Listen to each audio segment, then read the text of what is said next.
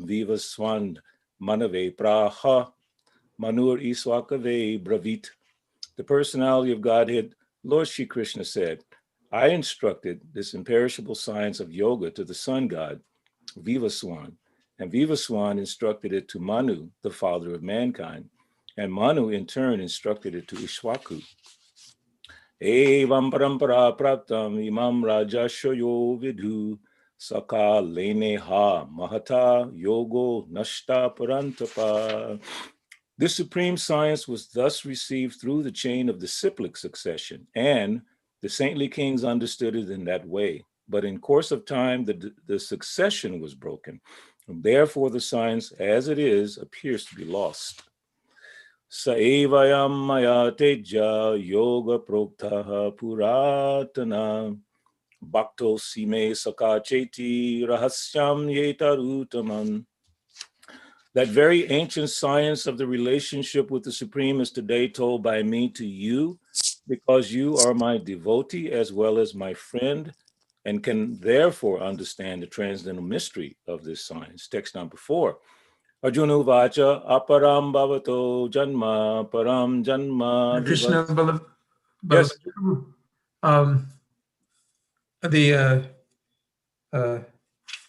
The purports. Oh my God. I'm just so I was just enjoying it. It sounded verses. So good as you were going through it. And thank you. I didn't want to interrupt you, but at the same time, I didn't want no, that's funny. I was just absorbing in the verses. Thank you so much for that. Back to verse number 1, purport. Okay. Thank you, Drona Babu. Purport to verse number 1. Herein we find the history of the Bhagavad Gita traced from a remote time when it was delivered to the royal orders of all planets, beginning from the sun planet. The kings of all planets are especially meant for the protection of the inhabitants, and therefore the royal order should understand the science of Bhagavad Gita in order to be able to rule the citizens and protect them from material bondage to lust. Human life is meant for cultivation of spiritual knowledge in eternal relationship with the Supreme Personality of Godhead. And the executive heads of all states and all planets are obliged to impart this lesson to the citizens by education, culture, and devotion. In other words, the executive heads of all states are intended to spread the science of Krishna consciousness so that the people may take advantage of this great science and pursue a successful path, utilizing the opportunity of the human form of life. In this millennium, the sun god is known as Vivaswan, the king of the sun, which is the origin of all planets within the solar system. In the Brahma Samhita 552, it is stated, Yachchaksha esha savita sagala grahanam raja samasta suramurtya asesha teja yas yaggaya ramati sambrita kala chakro govindamadi purusham tamaham bhajami. Let me worship, Lord Brahma said, the Supreme Personality of Godhead, Govinda, Krishna, who is the original person and under whose order the sun, which is the king of all planets, is assuming immense power and heat. The sun represents the eye of the Lord and traverses its orbit in obedience to his order. The sun is a king of the planets, and the sun god, at present of the name Vivaswan, rules the sun planet, which is controlling all other planets by supplying heat and light. He is rotating under the order of Krishna, and Lord Krishna originally made Vivaswan his first disciple to understand the science of Bhagavad Gita. The Gita is not, therefore, a speculative treatise for the insignificant mundane scholar, but is a standard book of knowledge coming down from time immemorial. In the Mahabharata, Shanti Parva 348, 51-52, we can trace out the history of the Gita as follows. Treta yugadho cha tato vivaswan manave dadao manuscha loka brityartam sutayek swakave dadao iswakuna takatito vyapya lokan avastita. In the beginning of the millennium, known as Treta Yuga, this science of the relationship with the Supreme was delivered by Vivaswan to Manu. Manu, being the father of mankind, gave it to his son Maharaj Ikshwaku, the king of this earth planet and forefather of the Raghu dynasty, in which Lord Ramchandra appeared. Therefore, Bhagavad Gita existed in human society from the time of Maharaj Ikshwaku. At the present moment, we have just passed through 5,000 years of the Kali Yuga, which lasts 432,000 years. Before this, there was Dwapara Yuga, 800,000 years. And before that, there was Treta Yuga, 1,200,000 years. Thus, some 2,005,000 years ago, Manu spoke the Bhagavad Gita to his disciple and son, Maharaj Ikshwaku, the king of this planet Earth. The age of the current Manu is calculated to last some 305,000 years. I'm sorry, 305,300,000 years, of which 120,400,000 have passed, accepting that before the birth of Manu, the Gita was spoken by the Lord to his disciple, the sun god Vivaswan. A rough estimate is that the Gita was spoken at least 120,400,000 years ago. And in human society, it has been extant for 2 million years. It was respoken by the Lord again to Arjuna about 5,000 years ago. That is the rough estimate of the history of the Gita, according to the Gita itself, and according to the version of the speaker, Lord Shri Krishna. It was spoken to the sun god Vivaswan because he also a Kshatriya, because he is also a Kshatriya, and is the father of all Kshatriyas who are descendants of the sun god, or the Surya Vamsa Kshatriyas. Because Bhagavad Gita is as good as the Vedas, being spoken by the Supreme Personality of Godhead, this knowledge is superhuman. Since the Vedic instructions are accepted as they are without human interpretation, the Gita must therefore be accepted without mundane interpretation. The mundane wranglers may speculate on the Gita in their own ways, but that is not Bhagavad Gita as it is. Therefore, Bhagavad Gita has to be accepted as it is from the disciplic succession. And it is described herein that the Lord spoke to the sun god. The sun god spoke to his son Manu, and Manu spoke to his son Ikshwaku. Text 2. The supreme science was thus received through the chain of disciplic succession, and the saintly kings understood it in that way. But in course of time, the succession was broken, and therefore the science as it is appears to be lost. Purport. It is clearly stated that the Gita was especially meant for the saintly kings because they were to execute its purpose in ruling over the citizens. Certainly, Bhagavad Gita was never meant for the demonic persons who would dissipate its value for no one's benefit and would devise all types of interpretations according to personal whims. As soon as the original purpose was scattered by the motives of the unscrupulous commentators, there arose the need to reestablish the disciplic succession. 5,000 years ago, it was detected by the Lord himself that the disciplic succession was broken, and therefore he declared that the purpose of the Gita appeared to be lost. In the same way, at the present moment also, there's so many editions of the Gita, especially in English, but almost all of them are not according to authorized disciplic succession.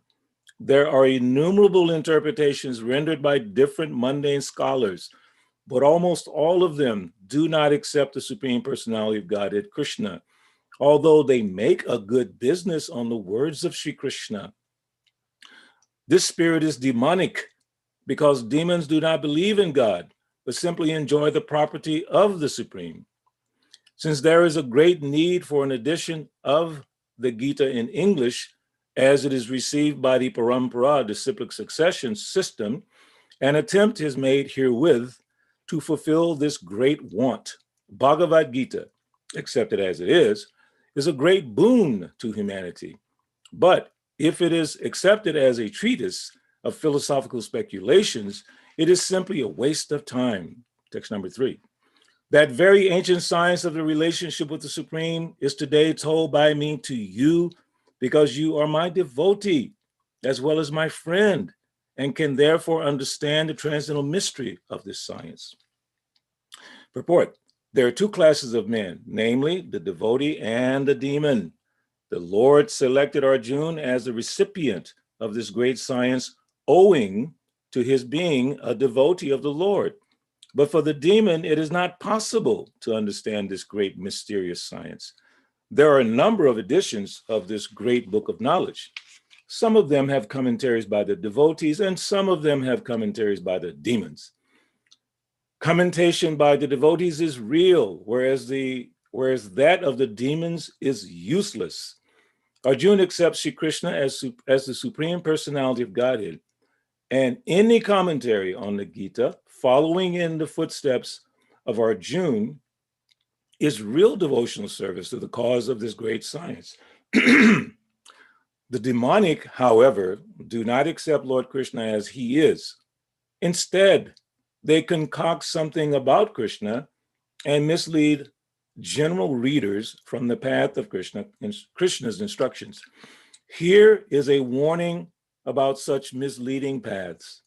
One should try to follow the disciplic succession from Arjuna and thus be benefited by the great science of Srimad Bhagavad Gita. Now I'll do the Sanskrit in the verse and purport. Arjuna vacha aparam bhavato janma param janma vivastata katam etad vijaniyam tvam adho proktavan iti. Arjuna said, the sun god, Vivasan, is senior by birth to you. How am I to understand that in the beginning you instructed this science to him? Purport: Arjuna is an accepted devotee of the Lord. So how could he not believe Krishna's words? The fact is that Arjuna is not inquiring for himself, but for those who do not believe in the Supreme Personality of Godhead, or the demons who do not like the idea that Krishna should be accepted as the Supreme Personality of Godhead. For them, only Arjuna inquires on this point, as if he were himself not aware of the personality of Godhead or Krishna. As it will be evident from the 10th chapter, Arjuna knew perfectly well that Krishna's Supreme Personality of Godhead, the fountainhead of everything, and the last word in transcendence. Of course, Krishna also appeared as a son of Devaki on this earth. How Krishna remained the same Supreme Personality of Godhead, the eternal original person, is very difficult for an ordinary man to understand. Therefore, to clarify this point, Arjuna put this question before Krishna so that he himself could speak authoritatively. That Krishna is the supreme authority is accepted by the whole world, not only at present, but from time immemorial, and the demons alone reject him. Anyway, since Krishna is the authority accepted by all, Arjuna put this question before him in order that Krishna would describe himself without being depicted by the demons, who always try to distort him in a way understandable to the demons and their followers. It is necessary that everyone, for his own interest, know the science of Krishna. Therefore, when Krishna himself speaks about himself, it is auspicious for all the worlds. To the demons, such explanations by Krishna himself may appear to be strange because the demons always study Krishna from their own standpoint. But those who are devotees heartily welcome the statements of Krishna when they are spoken by Krishna himself. The devotees will always worship such authoritative statements of Krishna because they are always eager to know more and more about him. The atheist who consider Krishna an ordinary man may in this way come to know that Krishna is superhuman, that he is Satchidananda Vigraha, the eternal form of bliss and knowledge, that he is transcendental, and that he is above the domination of the modes of material nature and above the influence of time and space. A devotee of Krishna like Arjuna is undoubtedly above any misunderstanding of the transcendental position of Krishna. Arjuna's putting this question before the Lord is simply an attempt by the devotee to defy the atheistic attitude of persons who consider Krishna to be an ordinary human being, subject to the modes of material nature. Text number 5. Sri Bhagavan Uvacha Bahuni me vatitani janmani tavacharjuna tanyaham veda sarvani na tvam veda parantapa. The personality of Godhead said, many, many births both you and I have passed. I can remember all of them, but you cannot, O subduer of the enemy. Purport.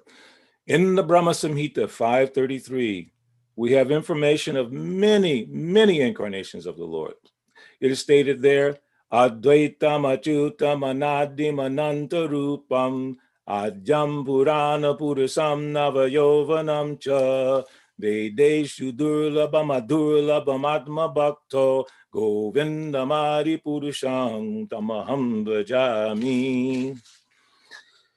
I worship the Supreme Personality of Godhead, Govinda Krishna, who is the original person, absolute, infallible, without beginning. Although expanded into unlimited forms, he is still the same original, the oldest, and the person always appearing as a fresh youth.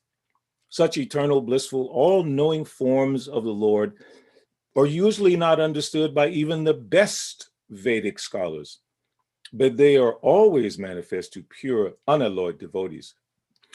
It is also stated in the Brahma Samhita 539, Ramadi Murtishu Kalani Yamena Tishtan Nanavatara Makaro Bhuvaneshu Kintu Krishna Swayam Samabhavat Paramapumam Yogo Vindamari Purusham Damaham Dajami. I worship the Supreme Personality of Godhead, Govinda Krishna, who is always situated in various incarnations, such as Ram, Nrsimha, and many sub-incarnations as well, but who is the original personality of Godhead known as Krishna, and who incarnates personally also.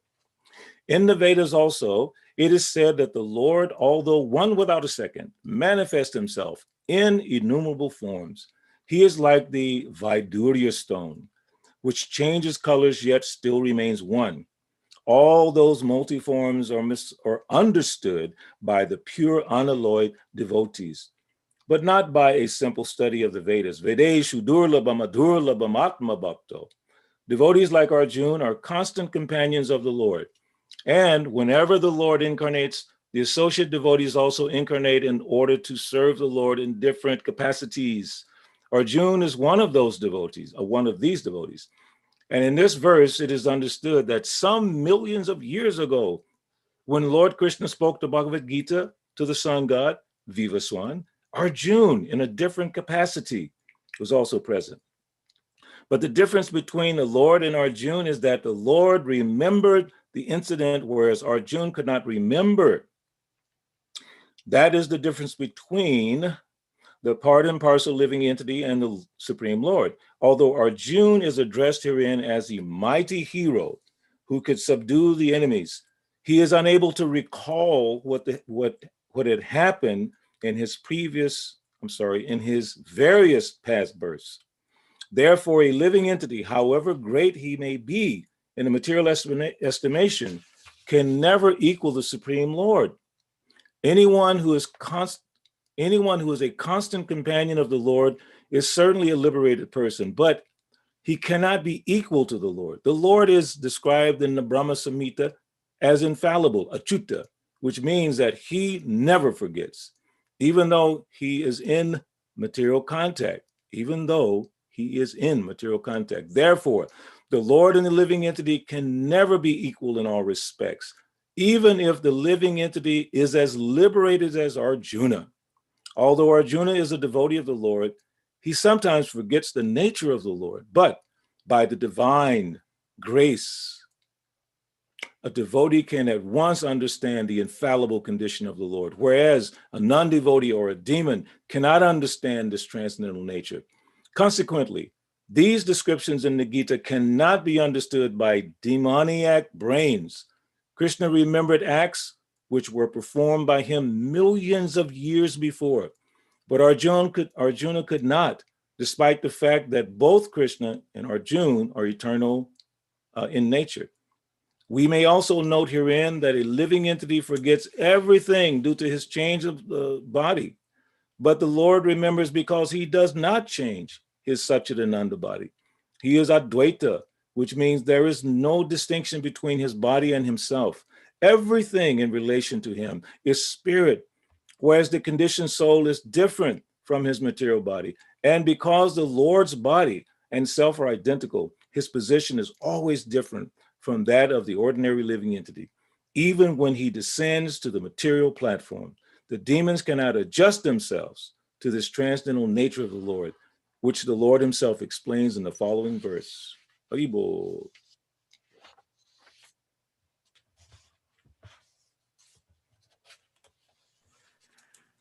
Hare Krishna. Thank you so much, Balabhadra Prabhu. Thank you, Prabhu. What nectar. Krishna's such wonderful insights into his transcendental nature. Thanks to the mercy of Srila Prabhupada, we can understand how we should not take this very lightly and understand Krishna's supreme position. We have any questions at this time about what we've just read? Hare Krishna, Prabhu. Hare Krishna, Prabhu. Accept my base, Lord Srila Prabhupada. Nice tilak. When you're retired, you can do stuff like that, you know. Somebody at work is not wearing tilak, but we can get away with it. Yes. Not a question, but just curiosity. When Krishna said to Arjuna, we've been together many lifetimes. I can remember, you can't. So then I started thinking, well, you know, there was also a note that in different lifetimes that they were together, Arjuna was in a different personality or capacity. Then I started thinking, what? Well, I know Narayan, right? That's the Krishna Arjuna. I know one of them. And then I also know that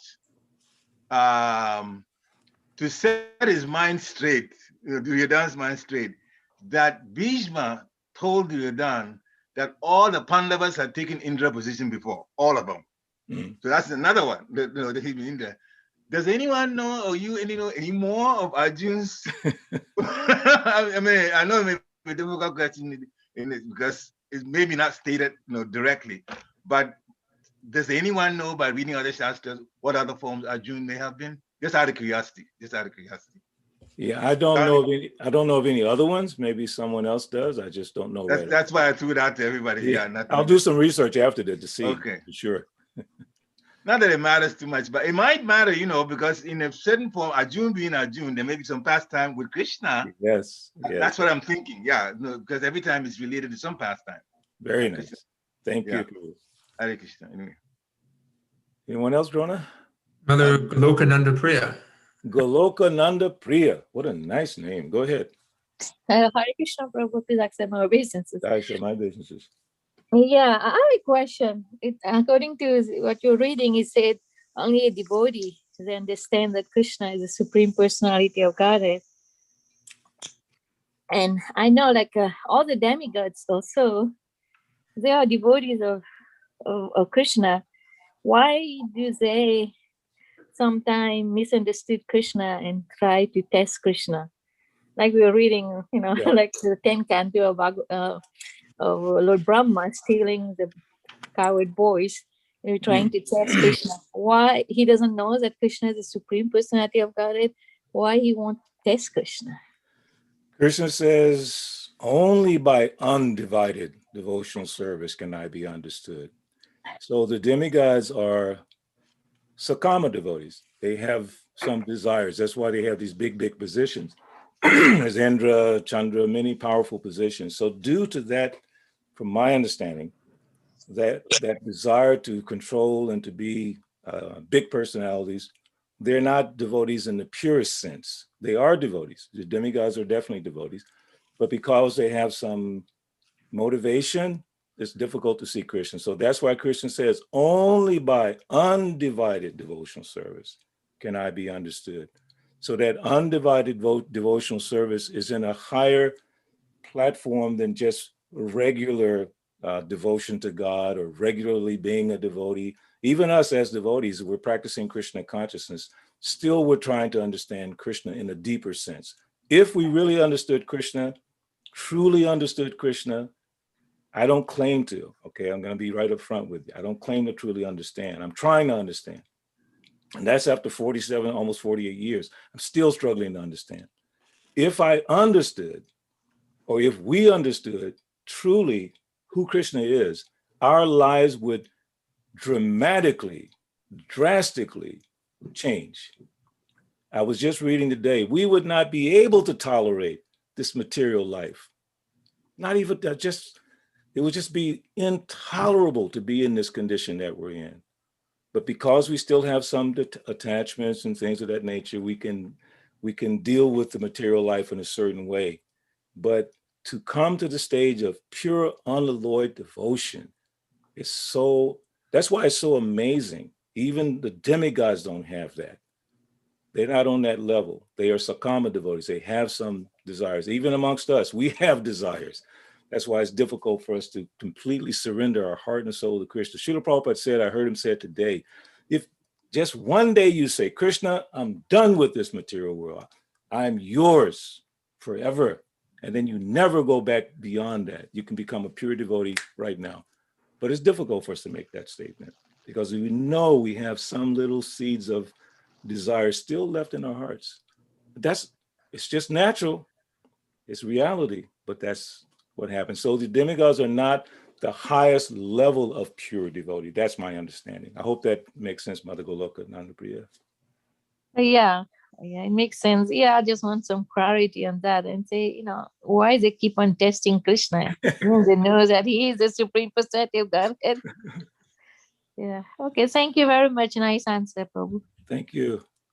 Hare Krishna. Anyone else before we move on to Mother Renuka? Mother Renuka, humbly yours. I like that so much.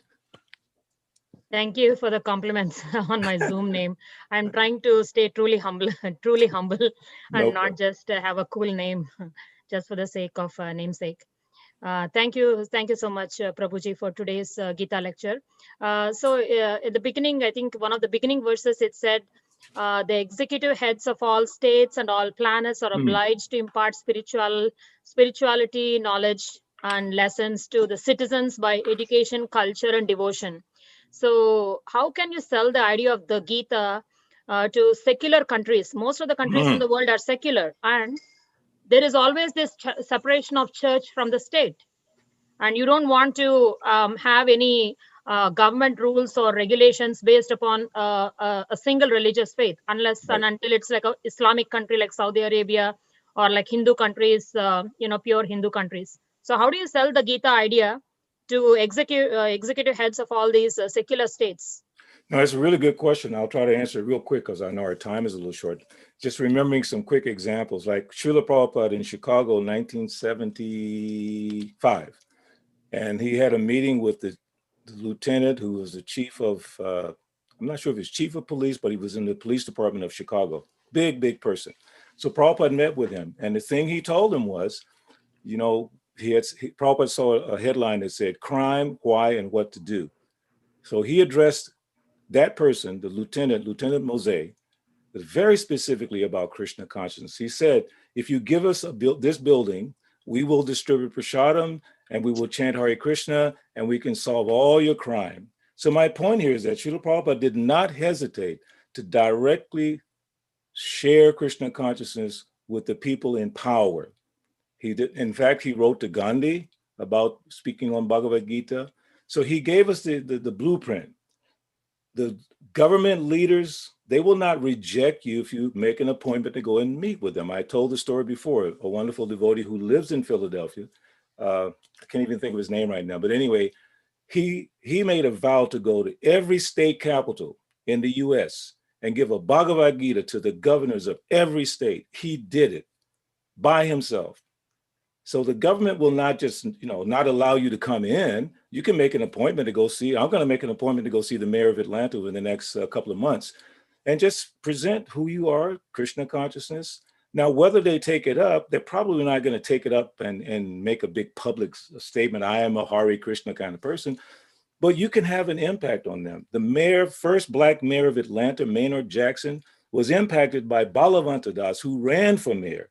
Balavanta Das influenced him. He influenced many of the civil rights people just by preaching Krishna consciousness. So my point there is just, if you have the opportunity, don't hesitate, give it to them. The main thing that I always give the leaders is the one verse in Bhagavad Gita, chapter 3, text 21.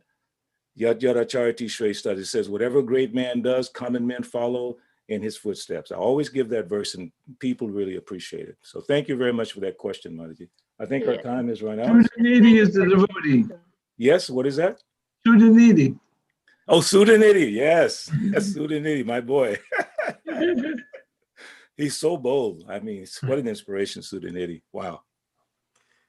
So he made it to every capital? Every capital, seriously, by himself. Because he was living with me in Atlanta and he said, I'm going to do it. And he did it. Unbelievable. No, see, you have to be fearless. If you want to do something like that, you cannot be, oh, it's the governor. Who cares? He doesn't know about Krishna. He doesn't know about Bhagavad Gita. Go tell him. Give it to him. Right, Parikshit? Isn't that what I said to you in Harrisburg? We're going to try. We're definitely going to try. I still remember. Haribol. Thank you, Prabhu. Where there is a will, there is a way. Yes, absolutely. Dr. Nicholas says you got to plant the seed. Yes. Very true. Yeah. Hare Krishna. Yeah. So thank you so much, Balabhadra Prabhu, for leading us today in this lesson. Thank you to all the devotees that joined us. Thank you very much, Prabhu. We will resume again on Wednesday at 5 o'clock. A reminder that tomorrow is Ekadasi, and especially Ekadasi, we fast for a half a day, because on Wednesday it's the appearance day of Lord Varaha, and we can't fast on that day because we have to break fast that day. So we fast a half a day tomorrow, Tuesday. So see you all Wednesday. Hare Krishna. Thank you. Haribol, everyone. Thank you. We'll see you tomorrow, Prabhu. Okay, Kijabali. I'll come to the class tomorrow. See you tomorrow. Haribol. Thank you. Hare Krishna. Hare Krishna. Thank you very much, Prabhu. Hare Krishna. Glory to the Prabhupada. Hare Krishna to everybody.